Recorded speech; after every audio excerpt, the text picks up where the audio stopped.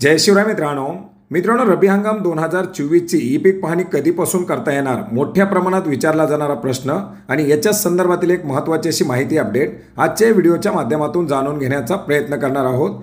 मित्रांनो, खरीप हंगाम 2024 मधील ई पीक पाहणीला मुदतवाढ मिळाल्यामुळे ई पीक पाहणीच्या कालावधीमध्ये कार्यक्रमामध्ये वेळापत्रकामध्ये थोडासा बदल करण्यात आलेला आहे, ज्याच्यामध्ये नोव्हेंबर महिन्यापासून सुरू होणारी ई पीक पाहणी आता डिसेंबर महिन्यापासून सुरू करण्यात येणार आहे।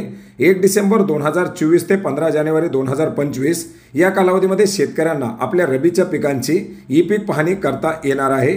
याच्यानंतर 16 जानेवारी 2025 ते 28 फेब्रुवारी 2025 या कालावधीमध्ये सहाय्यक स्तरावरील ई पीक पाहणी केली जाणार आहे।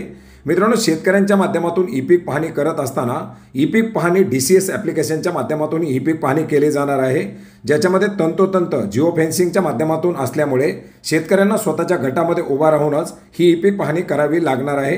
आणि अशा प्रकारची ई पीक पाहणी केल्यानंतर याच्यामधील 10% ई पीक पाहणी ही ग्राम महसूल अधिकारी यांच्या माध्यमातून तपासली जाणार आहे। आणि अशा प्रकारच्या या कार्यक्रमासह आता रब्बी हंगाम 2024ची ई पीक पाहणी ही 1 डिसेंबर 2024 पासून करण्यासाठी सुरुवात करण्यात येणार आहे।